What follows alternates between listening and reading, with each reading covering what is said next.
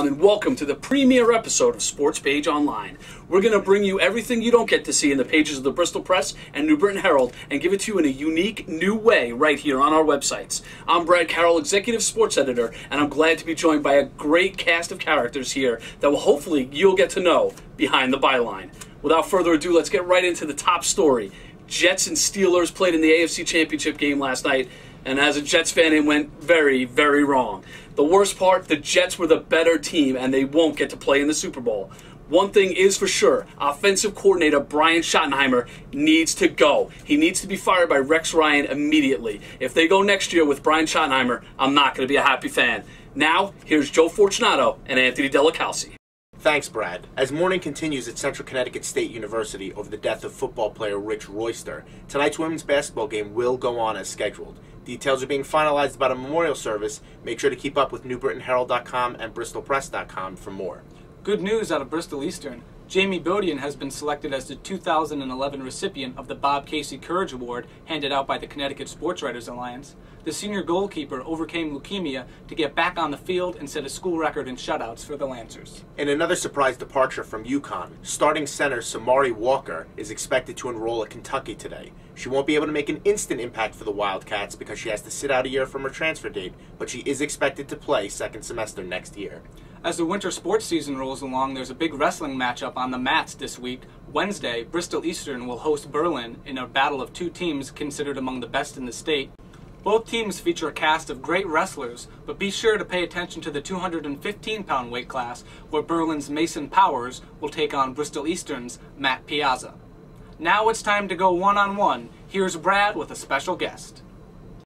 We're joined today by James Drzewiecki. James writes a sports gaming column every Friday at NewBritainHerald.com and BristolPress.com. James, thanks for joining us today. Thanks for having me. All right, why don't you talk a little bit about the origin of the sports gaming column? Well, back in 2007, I picked up a Nintendo Wii.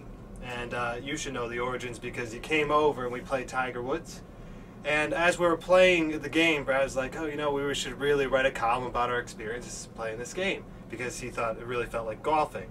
And so I did, and we wrote it, and then it became the Sunday feature for the Sunday Herald Press. And that's how it basically started. And from there, it was like Brad and James. We would pick a game each week to do. And after that, you know, you went to the New Britain office. We kind of lost that, and then it went to a reviewing column, which was awful. Nobody liked that. So Brad came to me and he said, you know, you got to really change this up. You know, you can't be reviewing anymore. No more reviews.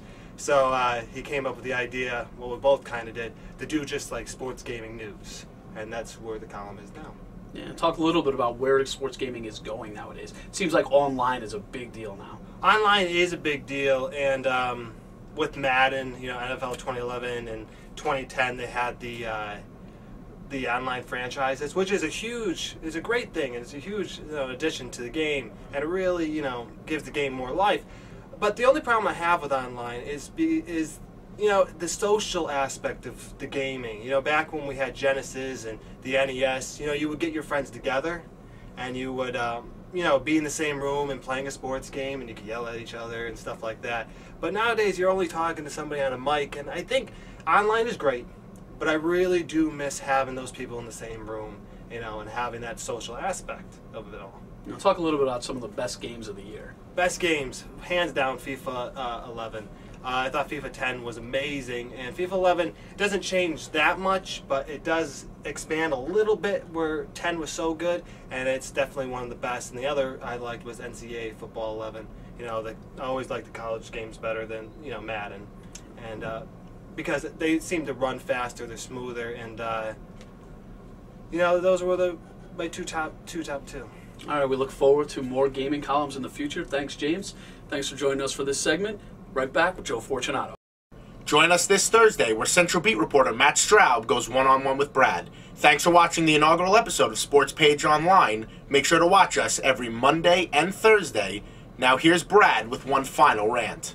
While I'm still raging on Brian Schottenheimer's performance in the AFC Championship game, there is one other thing that has me burning up, and that's Fox 61 and their coverage of the NFC Championship game. The local Connecticut station ran on a 20-second delay. That means New York viewers got to see the final play in that championship game before you did. I say Connecticut doesn't deserve that. Connecticut deserves to be on what every other station in America is, right on time.